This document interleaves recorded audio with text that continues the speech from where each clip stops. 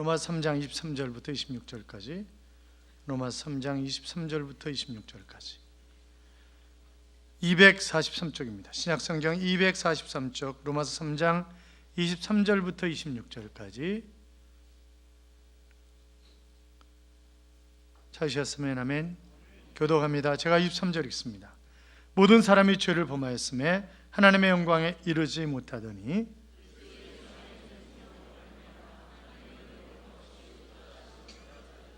이 예수를 하나님이 그의 피로써 믿음으로 말미암는 화목제물로 세우셨으니 이는 하나님께서 길이 참으시는 중에 전에 지은 죄를 간과하심으로 자기의 의로우심을 나타내려 하심이니 또한 믿는 자를 의롭다 하려 하심이라. 아멘. 같이 인사하시죠. 주의 이름으로 잘 될 것입니다. 더 잘 될 것입니다. 끝없이 잘 될 것입니다. 아멘. 사랑하는 여러분, 이제 남은 2월 하나님이 은혜 가운데 여러분에게 풍성한 그런 풍요로움을 허락하셔서 정말 하나님이 잘되게 하셨다고 하는 그런 고백이 흘러넘치는 2월 마지막 주간이 되시기를 주님의 이름으로 축원합니다. 세계 2차 대전이 끝난 이후부터 유대인들은 6월절 행사 때마다 아니마임이라고 하는 그런 노래를 불렀습니다. 아니마임이라고 하는 것은 나는 믿는다 라고 하는 그런 말입니다. 이 노래는 600만 명의 유대인들이 무참하게 죽어간 아우슈비츠 수용소에서 죽음을 앞에 두고 고통스러운 그런 상황 속에서 불렀던 그런 노래로 우리에게 알려져 있습니다. 그 내용은 나는 믿는다, 나는 메시아가 나를 돕기 위해서 반드시 나를 찾아오리라고 믿는다라고 하는 그런 가사를 반복해서 부르는 그런 노래입니다.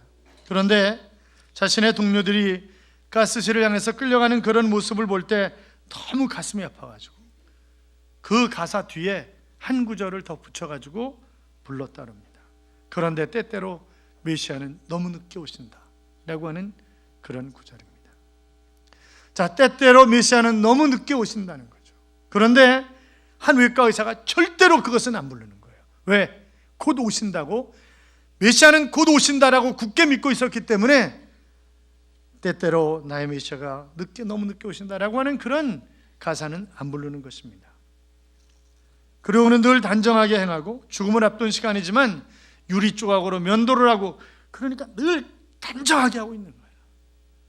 그러니까 독일군이 이 자포로 가운데 오늘은 누구를 죽일까 끌고 가는데 아주 초롱초롱 빛나고 말끔하니까 늘 살려주는 거죠. 늘 이 친구는 안 데려가는 거예요. 항상 멀쩡하게 있으니까. 끝내 그가 살아남았습니다. 그러면서 그는 나오면서 마지막 가사를 고쳐 불렀다고 하죠. 그런데 사람들은 너무 서두른다. 너무 서둘러서 믿음을 포기할 때가 많다. 사람들은 너무너무 서두른다. 그래서 믿음을 포기하는 자가 많다. 그렇게 고쳐서 불렀다고 합니다. 이 사람이 바로 의미요법을 창시한 빅터 프랭클이라고 하는 그런 사람입니다. 사람들은 흔히 건강을 잃거나 물질을 잃거나 명예를 잃거나 사랑하는 사람을 잃어버리면 살맛이 없다고 생각을 하고 그 명예 때문에 자살하는 사람들 우리가 얼마든지 보잖아요. 이것저것 세상적인 것들 때문에 그의 생명을 포기하고 살 가치가 없다고 생각하는 사람들이 참 많이 있습니다만, 그러나 오늘 본문을 보면 하나님을 믿으면, 복음이 있으면 내가 그 어떤 세상적인 것을 다 잃는다 할지라도 충분하게 살만한 가치가 있고 행복하게 살 수 있다고 하는 사실을 우리에게 가르쳐주고 있는 것입니다. 성경에 보면 어떤 사람이 어떤 존재인지, 그리고 이 땅에서 어떻게 살아가야 되고 또 이 사람이 죽은 후에는 어떤 곳에 가게 되는지라고 하는 것을 우리에게 정확하게 가르쳐주고 있습니다만, 분명한 것은 오늘 본문이 제시하는 것이 있는데 바로 죄 때문에 하나님과 인간 사이가 멀어졌다고 하는 것입니다. 자, 23절 보세요. 같이 읽어요. 모든 사람이 죄를 범하였음에 하나님의 영광에 이르지 못하였더니. 아멘. 여러분, 우리가 창세기 1장을 보시면 하나님이 이 땅을 창조하시면서 하루가 끝날 때마다 뭐라고 하셨습니까? 하나님 보시기에 좋았더라 그랬습니다.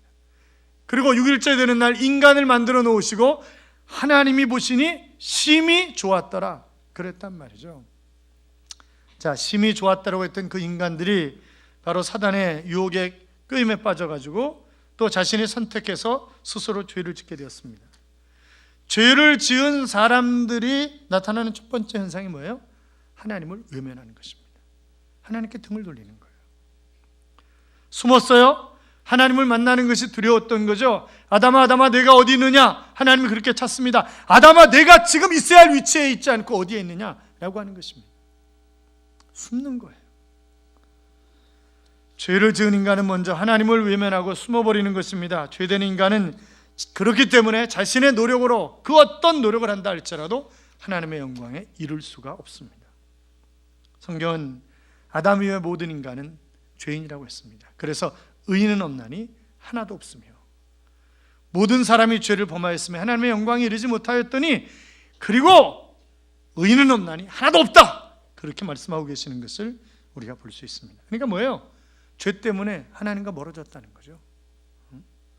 그런데 그럼에도 불구하고 하나님은 여전히 사람들을 사랑하십니다. 하나님은 나를 사랑하십니다. 믿습니까? 자, 하나님이 나를 사랑하신다고 하는 사실을 믿는 사람만 크게 한번 아멘. 아멘. 자, 모든 사람이 죄로 인해서 하나님과 멀어졌지만 그럼에도 불구하고 하나님은 여전히 인간을 사랑하셨습니다. 그래서 요한복음 3장 16절에 보시면 하나님이 세상을 이처럼 사랑하사 독생자를 주셨으니 이는 저를 믿는 자마다 멸망치 않고 영생을 얻게 하려 하심이니라, 그렇게 말씀하고 있죠. 물론 어떤 객관적인 근거 없이, 아니 죄 문제를 해결하지 않는데 하나님이 그를 무조건적으로 사랑하시는 것은 결단코 아닙니다. 죄 문제를 해결해야 된단 말이죠. 그러나 인간은 스스로 죄 문제를 해결할 수 없습니다. 왜요? 다 죄인이니까, 의인이 하나도 없으니까, 다 죄인이니까 스스로 죄 문제를 해결할 수 없기 때문에 바로 하나님이신 그분이 인간의 몸을 입고 오셨는데 그것이 누구라고요? 예수 그리스도라고요. 자, 그래서 죄 문제를 해결하기 위해서 예수님을 이 땅에 보내셨어요. 여러분, 종교개혁자인 마틴 루터를 잘 아시죠? 이 사람은 본래 법학을 전공한 그런 사람이었습니다. 어느 날 친구하고 시골길을 가다가 막 소나기가 오고 막 천둥 번개가 치는 거예요. 그래서 나무 밑으로 숨었죠. 그런데 벼락이 내리치더니 자기 친구 옆에서 즉사하는 것입니다. 그것을 보고 그는 두려움에 빠져서 이제 내가 수도사가 되어야 되겠다라고 하는 그런 생각을 가지고 그는 수도원에 들어갑니다. 가톨릭의 교훈대로 그는 열심히 고난을 통해서 구원을 얻고 고난을 통해서 무엇인가 하나님 앞에 상급을 바라고 열심히 고행을 했지만, 그러나 그는 내가 과연 정말 구원받은 하나님의 사람일까?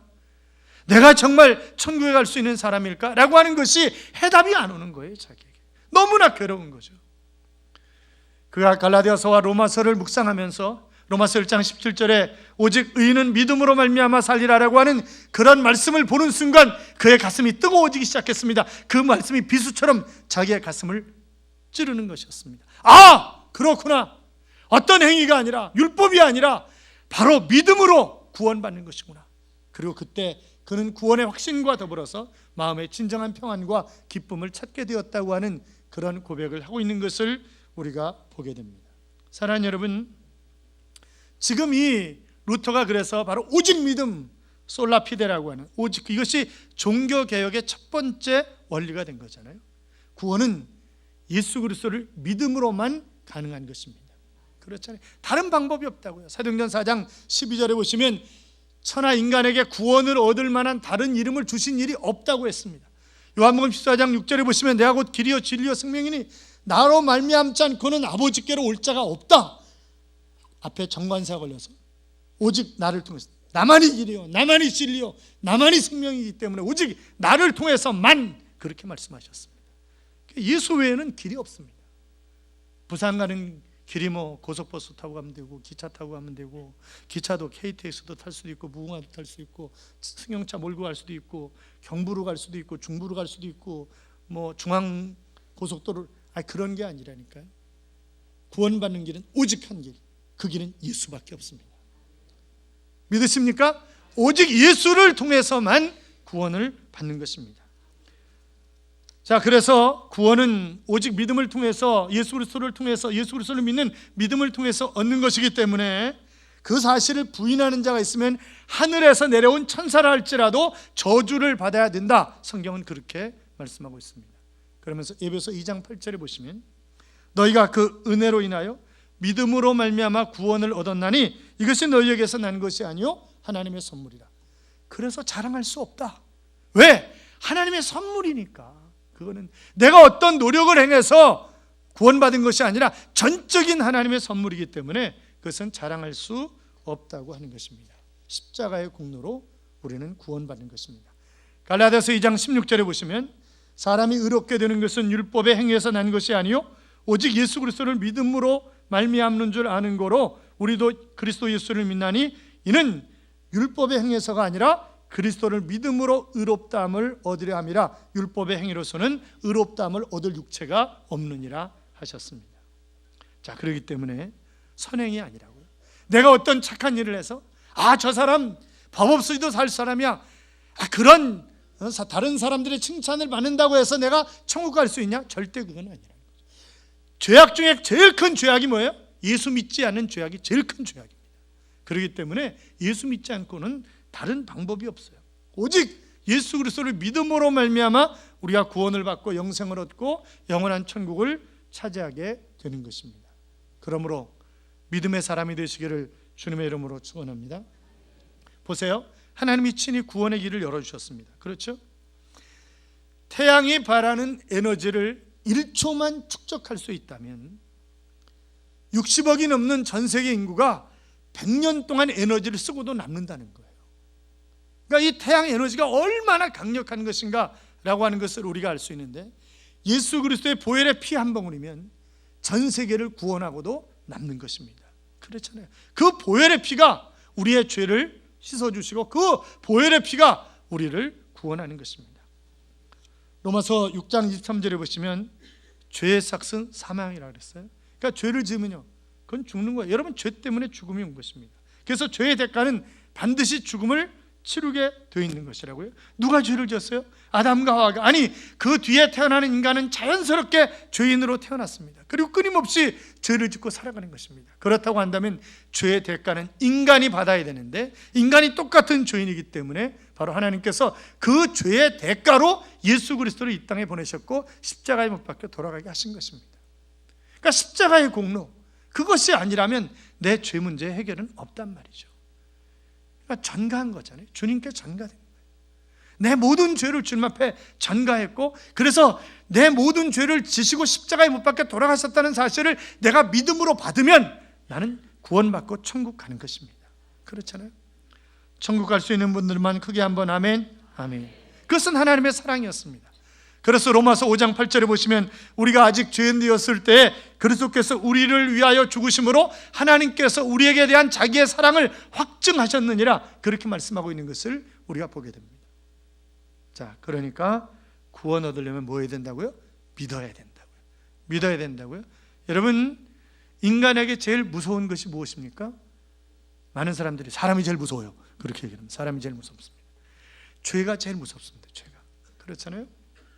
죄 때문에 마귀의 종이 되었고, 죄 때문에 질병이 왔고, 죄 때문에 죽음이 왔고, 죄 때문에 불안하고, 죄 때문에 근심하고, 죄 때문에 고통이 오고, 죄 때문에 전쟁도 오고, 다 죄 때문에. 그래서 이 죄 때문에 인간의 가장 무서운 것이 죄이기 때문에 가장 먼저 해결해야 할 문제도 뭐예요? 죄입니다. 죄 문제를 가장 먼저 해결해야 된다고요. 알고 지은 죄가 있습니다. 모르고 지은 죄도 있습니다. 몸으로 지은 죄가 있고 생각으로, 눈으로, 입으로 지은 죄들이 많습니다. 그래서 의인은 없나니 하나도 없다. 성경은 그렇게 말씀하고 있는 것입니다. 언젠가 오후 예배 때도 비슷한 얘기를 이제 설교하시는 부목사님이 하셨는데, 혈액형에 따라서 성격이 다르다고 그러죠. 혈액형에 따라서 꼭 그런 건 아니에요. 예수 믿으면 사람이 변하기 때문에 꼭 그런 건 아니지만 그냥 듣고 지나가세요. A형, A형, A형. 안 들기 없게 해요. A형 아니에요. A형을 소세지라 합니다. 소세지. 소심하고 세심하고 지랄 같고, 그래서 A형이다. 죄송해요, 그런 표현을 써서. B형. B형이 많군요. B형은 오이지랄이죠. 오이지, 오만하고 이기적이고 지랄 같고, 그것이 B형이라는 거예요. 오형도 많으시군요. 오형은요, 단무지라 그러죠. 단무지. 단순하고 무식하고 지랄 같고, 이것이 O형이라. A병은 별로 없네요. A병은 지지라 그러죠. 지랄 같고 지랄 같은 게 A병이다. 그렇게 얘기를 하는데, 좋은 피가 하나도 없어요. 좋은 피가 하나도 없어요. 왜 그래요?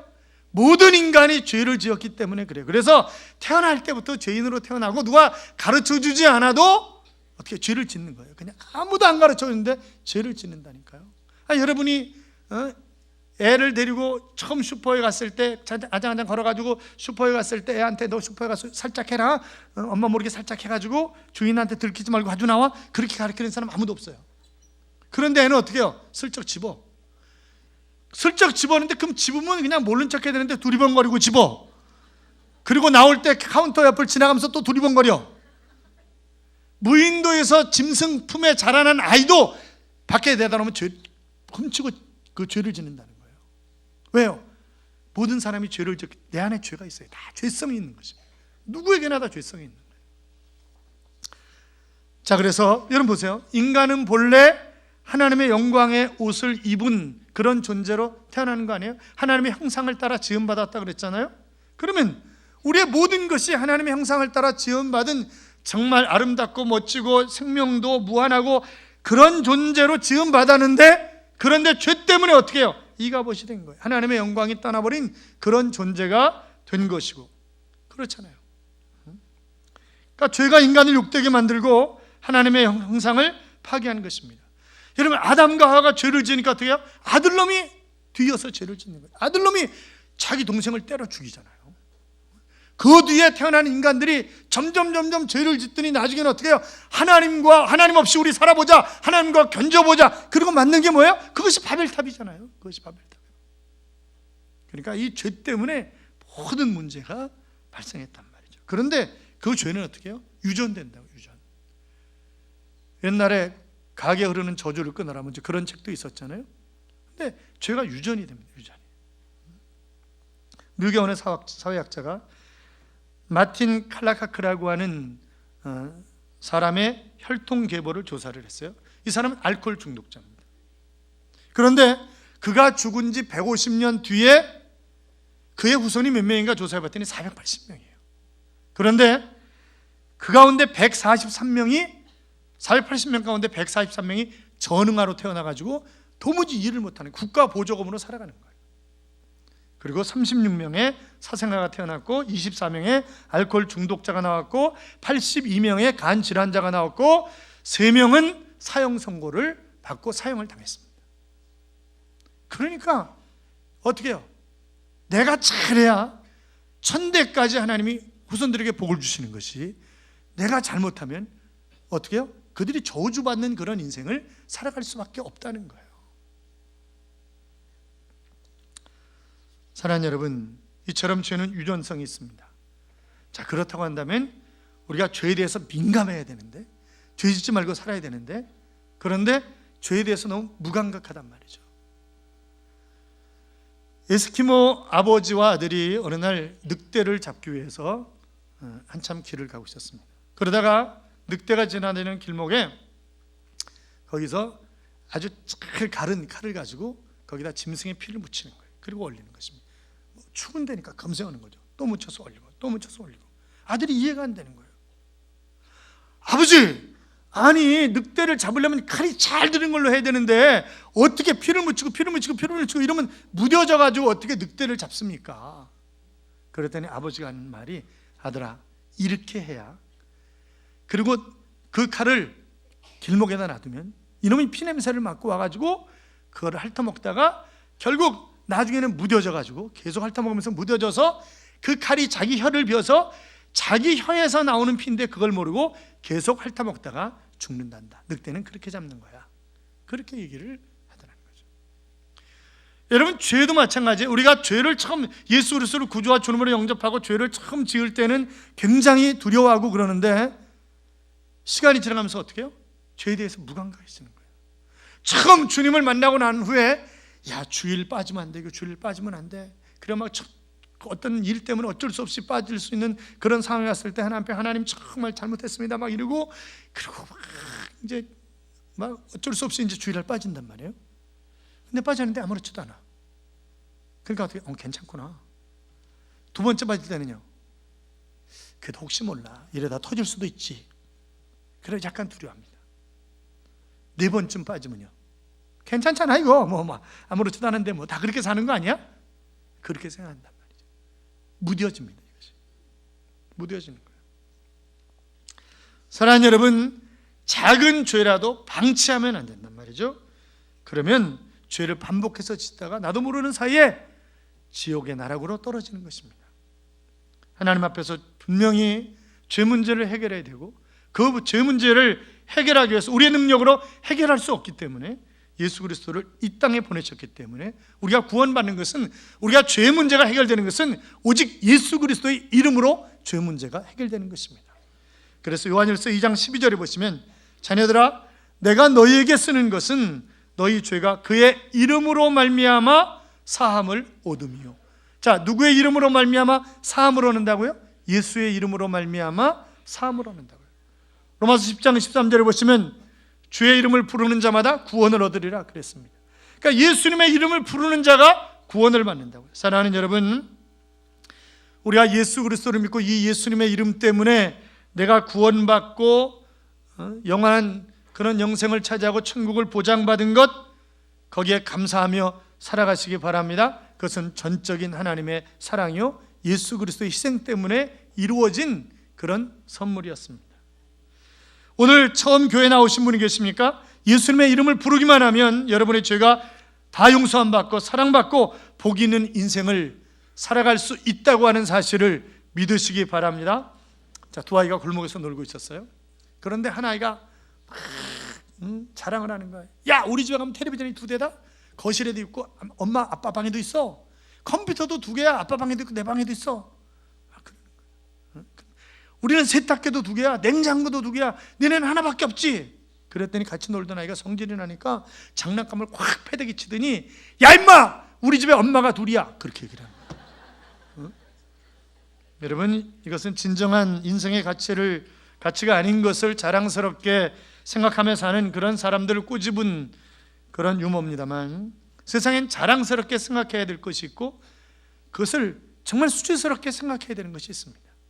예수 그리스도의 이름은 자랑스럽게 생각하고 그것을 끊임없이 전하는 삶을 살아야 수없이 많은 사람들이 죄 문제를 해결함 받고 구원받고 영원한 천국을 찾아가는 그런 삶을 살아갈 수 있는 거잖아요. 그런데 내가 죄 짓는 것을 자랑할 수는 없는 거 아니겠어요?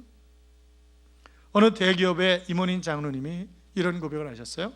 사업상 장관을 모시고 대접을 하는데 장관이 자꾸 술을 따라주면서 술을 마시라고 그러더라고요. 그 장관님, 죄송합니다. 저 크리스찬입니다. 그랬더니, 그럼 크리스찬은 술 안 먹어요? 예, 저는 먹지 않습니다. 남들도 다 먹던데 뭘? 그래도 저는 먹지 않습니다. 죄송합니다. 그랬더니 얼굴색이 확 피면서 술잔을 딱 내려놓으면서, 내가 이제야 진짜 예수쟁이를 만났군요. 그러면서 자기를 도와주더라는 거죠. 믿음을 가지면 모든 것이 다 됩니다. 믿음을 가지면 그 어떤 환경과 고통이 온다 할지라도 우리가 그것을 넉넉하게 이겨낼 수 있습니다. 믿음이 이기네, 믿음이 이기네, 주 예수를 믿음이. 자, 뭐가 이긴다고요? 믿음이 이긴다고요. 믿음이 이깁니다. 믿음은 세상을 이기는 힘이 있습니다. 능력이 있습니다. 믿음이 있으면 하나님이 나를 도와주십니다. 그분은 나를 돕는 자십니다. 그분은 나의 방패이십니다. 그래서 우리가 믿음으로 넉넉하게 승리하고 믿음으로 하나님의 보호를 받고 살아갈 수가 있단 말이죠. 여러분, 우리가 분명히 기억해야 할 것은, 자, 하나님이 우리에게 주신 선물이 있는데, 내가 예수 그리스도를 믿음으로 말미암아 하나님이 우리에게 주신 선물이 있는데, 그것이 뭐예요? 우리를 의인이라고 도장 찍어주셨다고 하는 사실입니다. 그게 뭐예요? 칭의라고요. 칭의. 내가 실질상 죄인이에요. 아니, 끊임없이 죄를 짓고 살아요. 오만 가지 죄를 짓고 산다고요. 그럼에도 불구하고 내가 예수 그리스도를 구주와 주님으로 영접했다고 하는, 그의 이름을 믿는다고 하는 그 사실 하나 때문에 주님은 나를 의인이라고 도장을 찍어주신 것입니다. 그 의인이라고 하는 도장이 없으면 결단코 하나님의 나라에 들어갈 수 없다고요. 죄인으로는 하나님의 나라에 못 들어간다고요. 그러니까 법적인 의인이에요. 그 칭의는 법적인 용어예요. 내가 법적으로 실질상 죄인이지만 법적인 의인이에요. 그래서 나는 천국 가는 거예요. 자, 24절 보세요. 24절 같이 읽어요. 그리스도 예수 안에 있는 속량으로 말미암아 하나님의 은혜로 값없이 의롭다 하심을 얻은 자 되었느니라. 아멘. 자, 값없이 의롭다 하심을 얻었다 그랬어요. 내가 한 일이 없어요. 믿으면 된다 그래서 나는 단순하게 믿은 것밖에 없어요. 그랬더니 어떻게 해요? 나는 죄사함을 받았다고요? 그래서 하나님, 넌 의로운 사람이야. 내가 너를 택했어. 너는 나를 아버지라고 부를 자격이 있어. 너는 천국에 들어갈 자격이 있어. 너는 하나님 나라의 시민이야. 그렇게 말씀하고 계시는 것입니다.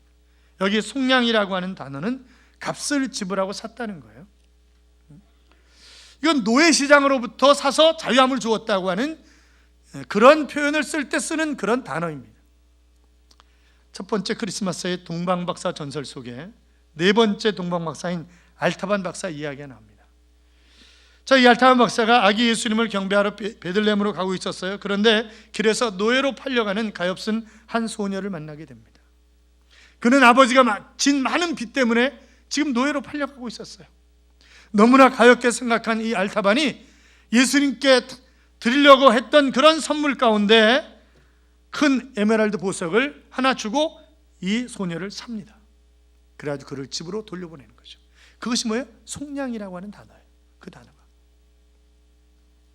자, 죄로 말미암아 우리가 노예가 된, 사단의 노예가 된 우리를 하나님이 속량하셨다고 말씀하고 계신데, 그러면 이 속량의 대가가 뭐예요? 알타반은 큰 에메랄드 보석을 주었는데 지금 예수님은 우리를 속량하기 위해서 뭘 주신 거예요? 예수 그리스도를 주신 거예요. 그분을 내놓으신 거예요. 그것이 바로 속량이에요.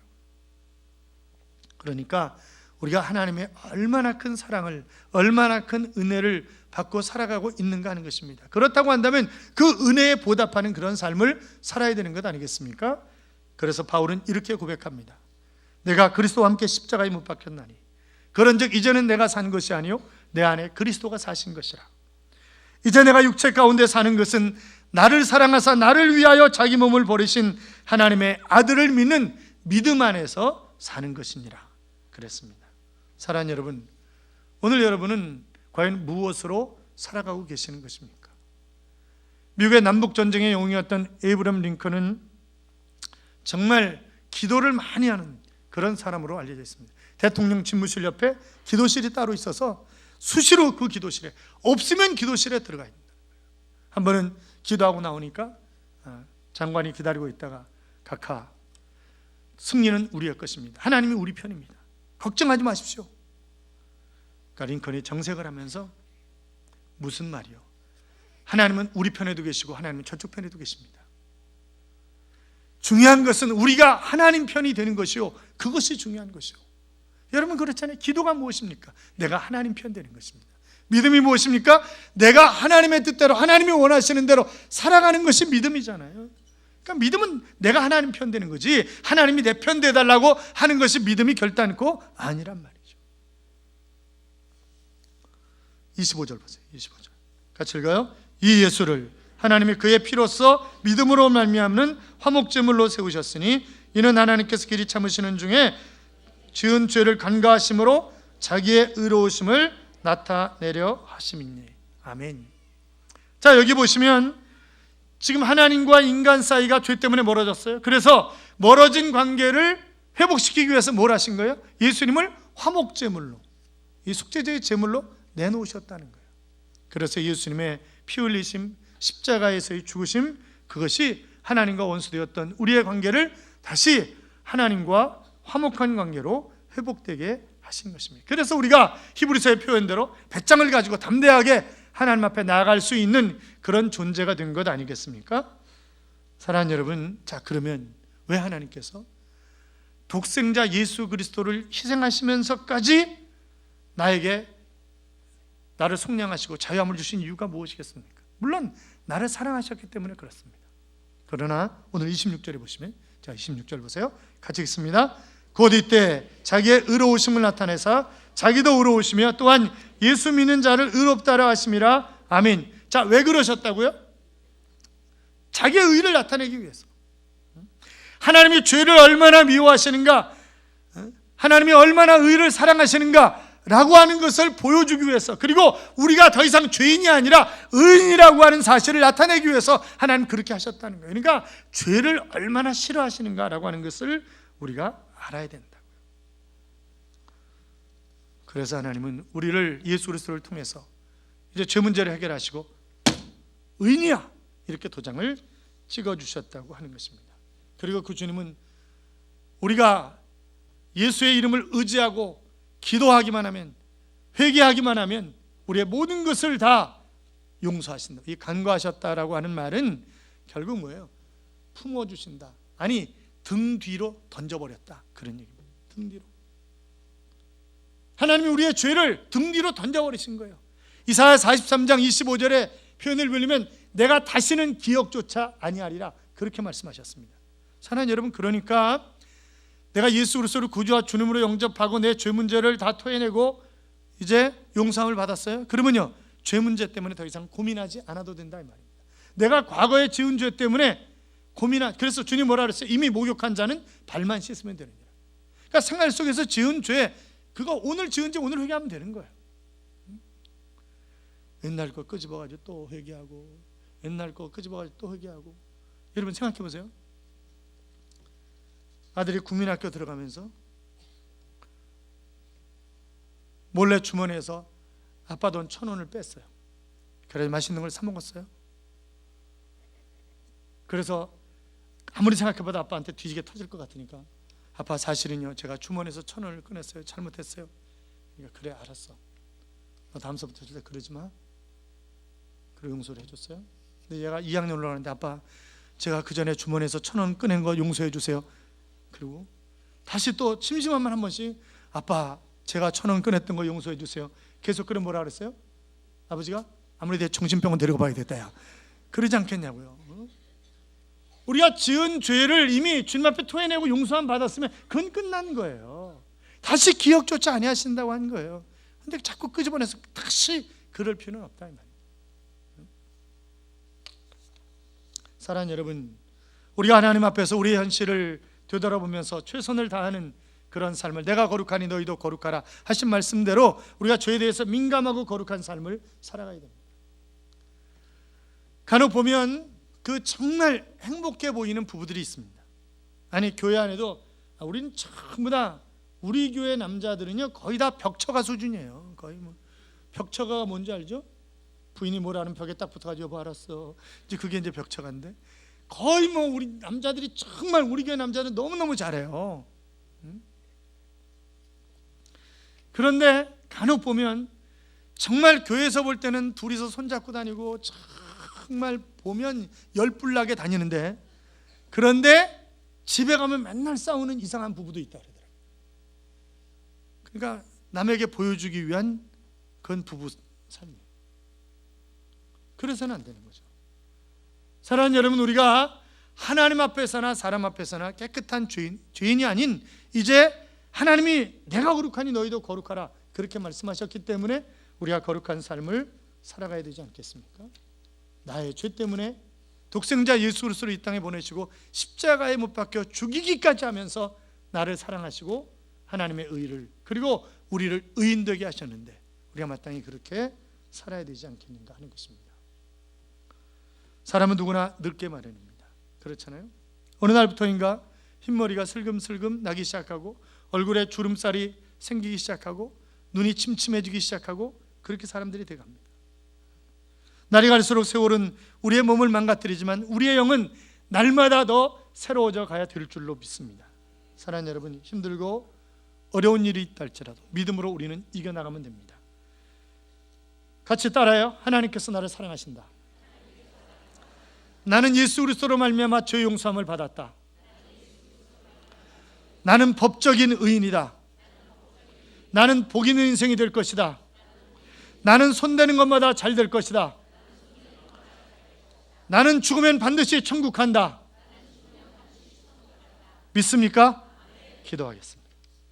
사랑하는 여러분, 하나님께서 우리를 사랑하셔서 예수 그리스도를 이 땅에 보내시고 바로 우리 죄 문제를 해결해 주셨습니다. 그 주님을 위해서, 나를 사랑하시는 주님, 정말 그 주님을 위해서 멋지게 살아가는 인생이 우리의 삶이 될 수 있도록 기도합시다. 같이 기도합니다. 살아계신 하나님 아버지 감사합니다. 하나님께로 인도하시기 원합니다.